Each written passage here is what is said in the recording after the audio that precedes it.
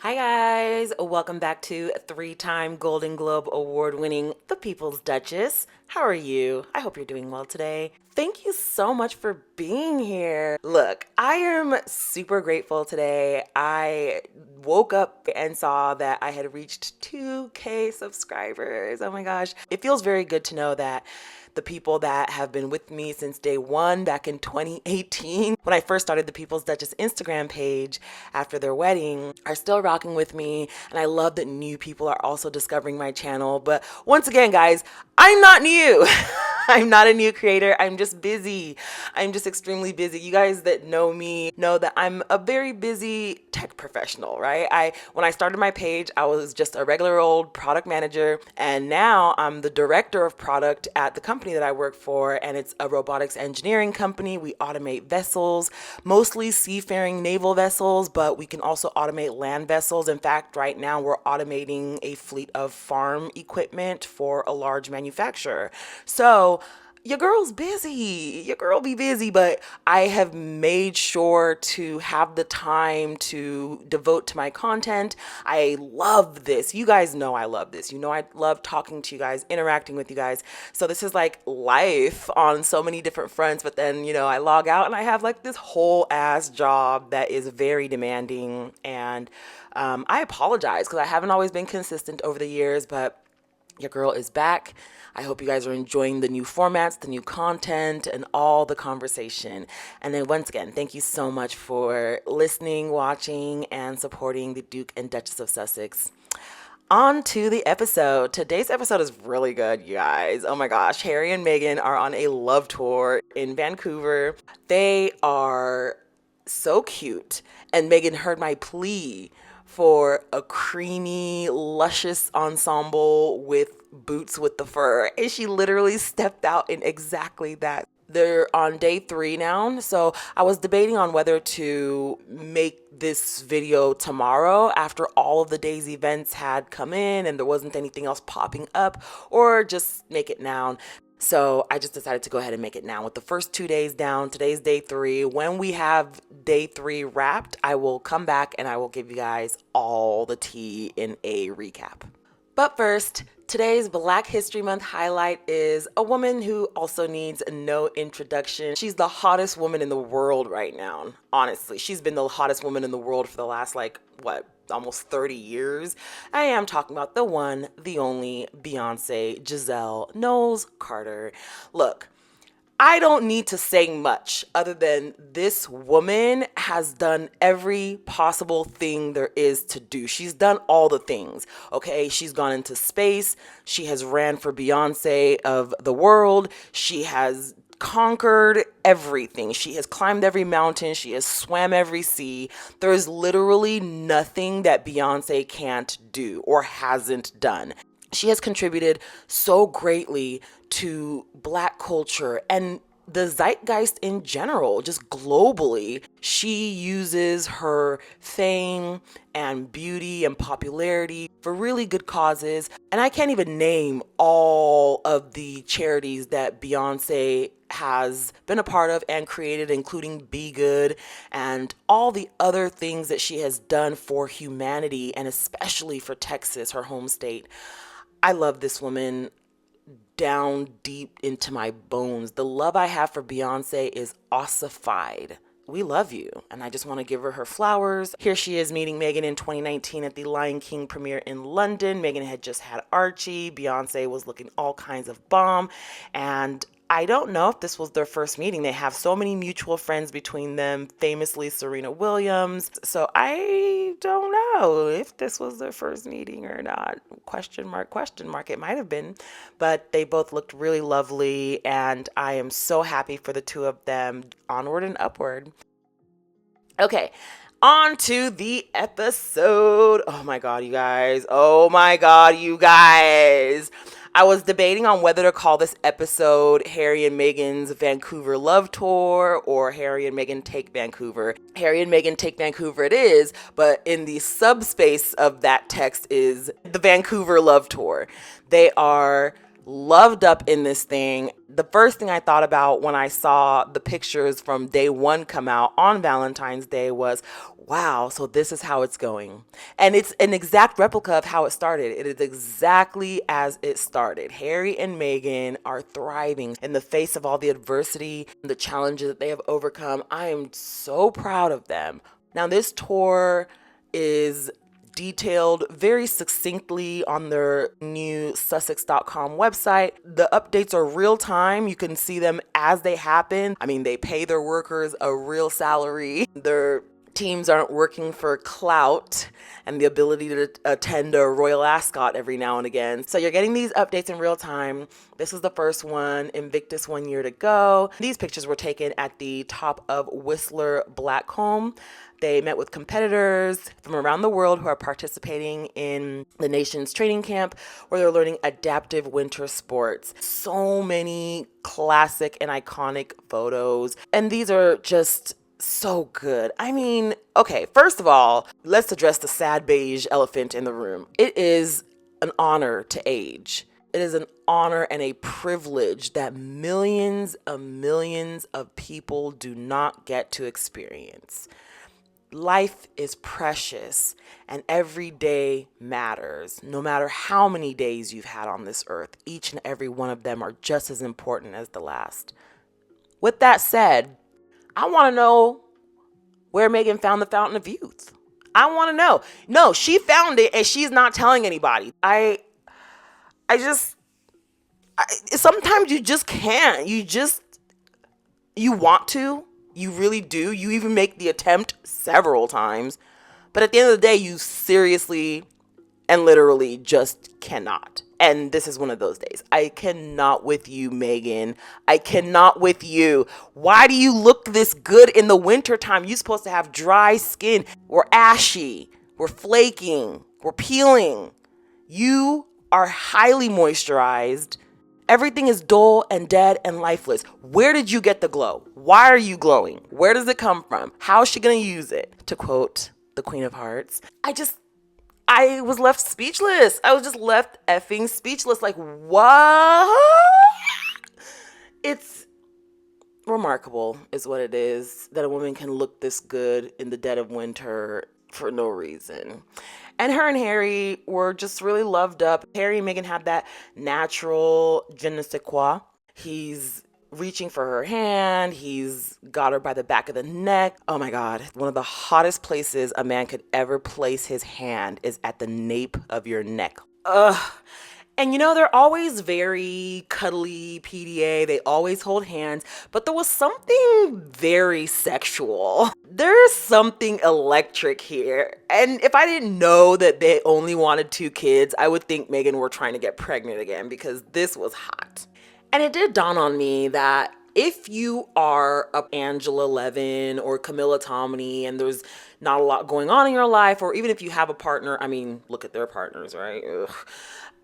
This would be painful. This would be painful to watch. It would be extremely difficult to watch a woman as beautiful as Meghan find her literal Prince Charming and be loved so openly and so effectively as to cultivate this glow from her. It's got a sting. I'm not excusing any of the jealous barbs or anything like that, but I am now beginning to see why this is so painful and why those people lash out. Because this would sting. This would be like pouring salt and lemon into a fresh gaping wound if I were one of these hideous royalists, you know, with their horrifying teeth, their oily, stringy hair, with their, you know, just fugly appearance. And look, before you get on me and start saying beauty is in the eye of the beholder, that's perfectly well and good. Beauty is in the eye of the beholder, yes. But you are not going to convince the world that Ingrid Seward should be a beauty queen or could be a beauty queen, or that, you know, Angela Levin is also up there in the running for most beautiful. You're just not. I'm sorry, you're not. Let's be real. We're not going to play games like that here. Those women who write those articles look insanely bad. Let's not play dumb. Let's not, you know, act like we don't see that stuff. They look Terrible. Terrible. Not in comparison to Meghan. In general, horrifying. You know, when you're dead inside, this kind of thing is very triggering. It's very triggering to see two loved up people when you yourself, let's just say some of y'all are drier than the Sahara, okay? And I can imagine how and why this would affect you. But, you know, I think a good remedy to that would just be to get yourself a rose and maybe a strong cup of tea and call it a life. You know what I mean? There's no use hating on them. Shoot, you might as well just try to make your own circumstances a little bit better. You tried all the dating apps, you got played, nobody wants you, yada yada. Fine. That's not a problem. You don't need to have a man. You really just need a good instrument and some strong batteries. Anyways, back on to the beauty that is the Sussexes. Harry did his thing too. He held his own. He looked fit and tan and just healthy and bigger. Harry is looking thick, okay? Thick and great. And so I also included him in this fashion roundup. So he stepped out in his Eddie Bauer coat, Persol Sunnies, and a pair of Morel hiking boots, Viking hiking boots to be exact. And Meghan looked amazing in this cream Victoria Beckham sweater, white frame jeans, Calvin Klein coat, and her Burberry toque cap. So I don't know if I'm pronouncing that right or not. I hope I am. But yeah, Burberry cap and Blenders Sunnies, as well as Sorel boots. Her ring stack is Birks. That includes the Be Chic design, the Splash design, as well as the Snowflake design. Absolutely love it. I love it. I love it. I love it. I love it. So this is like a full circle moment for Prince Harry. He tried out some adaptive skiing. It looked like a lot of fun. Prince Harry should be a world-class skier by now because he has been doing this since birth, pretty much. This is such a great idea, launching this 1-year countdown. It gives them the ability to build up that excitement, drum up the interest, and just kind of do what they always do, which is highlight and bring focus to the games and to the athletes and to the competition itself. Meghan definitely loved every minute of it. She was photographed snapping Harry as he was getting ready to participate in the ski. And I just can't help but think, oh, she's so proud. It's giving my man, my man, my man, my man. I would be the same, Meghan. I would be the exact same if this were my man, my man. It would be my man all day. The evening saw them touring the Squamish Lilwat Cultural Center with youth ambassadors Chief Nelson and Wilson Williams. There was also a reception held at the center that saw the artists who created the Invictus Games Vancouver Whistler logo debuting their artwork. This beautiful artwork here. The collaboration marks the first time all 4 of the First Nations have come together to develop a piece of art. So that was really moving. I love this art. The evening and presentations were extremely meaningful. Kudos to Harry and Meghan for their inclusivity and their ability to rally together groups of people like this. It's very inspiring and very emotional, and I applaud them for that. The fashion was as chic as ever. Meghan wore a pre-royal Doan coat that we first saw on the set of Suits. This entire trip has been a lot of throwbacks, and I can really get into it and appreciate it. She looked absolutely stunning in this nice black coat with the buttons. And y'all know how I feel about buttons. The other one, the single white royal, ruined it for me. She ruined buttons for me permanently, but Meghan makes it work. She doesn't do overly buttoned or military or Mary Poppins-ish. Day 2 saw the couple visiting the Mount Currie Community Center, where the Duke and Duchess had the honor of being welcomed by the traditional territory of the Lilwat Nation. And after meeting Prince Harry and Dean Chief Nelson had last November, the chief invited them to visit their land and speak with Chief Gelpal, I hope I'm saying that right, of the Lilwat Nation, as well as other tribal counselors and members of the community. The couple also learned about their wheelchair basketball program, created as an inclusive adaptive sport to bring young people people together, and they joined young adults as well in that game of wheelchair basketball. They received a traditional welcome upon their arrival and were presented with symbolic gifts for their family, which include a traditional basket, which takes over a year to make, and a hand-carved cedar art piece symbolizing strength. These are sovereign people on sacred land. They don't fall under Canadian jurisdiction. They don't fall under monarchy jurisdiction. So to be an outsider invited in to this type of event on this land, it has never happened before because, again, these tribes are not subject to monarchy. They are not subject to traditional Canadian law or traditional Canadian doctrine at all. So this is a testament to Harry and Meghan's effect, influence, their inspiration, and truly just how beloved they are by decent people worldwide. In fashion news for day 2, Meghan chose to rewear her poplin blue and white striped shirt from WNU, first seen at the Fortune MPW Summit in September 2020. She also wore dark jeans, a dark blue knee-length coat that is yet unidentified, and her Le Chameau Jameson caramel quilted boots, first seen during Meghan's visit to downtown Eastside Women's Center in Vancouver in 2020. They also did some activities for the rest of the day, and Meghan was seen wearing an Hermes reversible coat.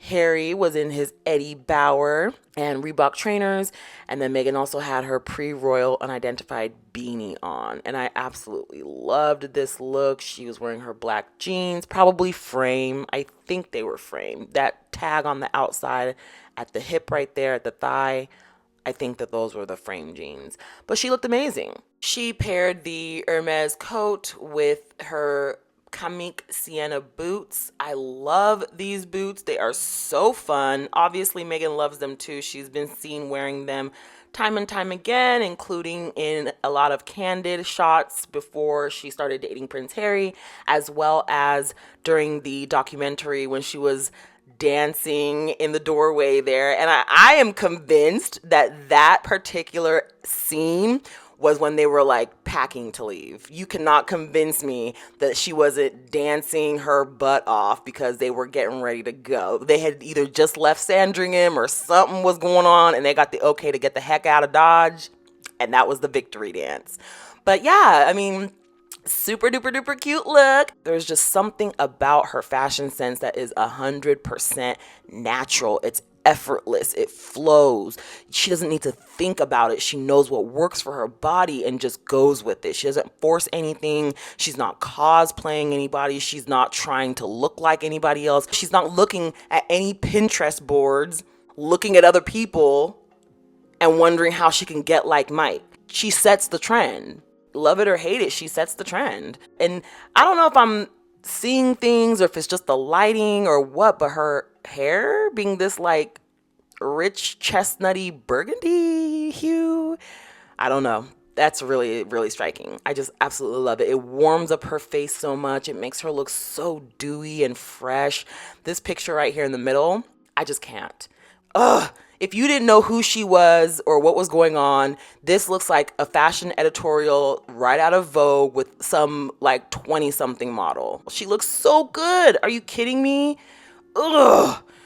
Anyways, Ben Royal. Her wardrobe is royal. She is royal. She has been that way since birth. And I'm so glad to see her getting her shine on and not having to acquiesce to anyone or dim herself down 50% so that other people don't feel stupid by comparison, which won't ever happen because if you are doing stupid things and if you behave in stupid ways, no one is doing that to you. You are doing that to yourself. You should start shining up instead of asking people to dim things down. Not everyone can be dim.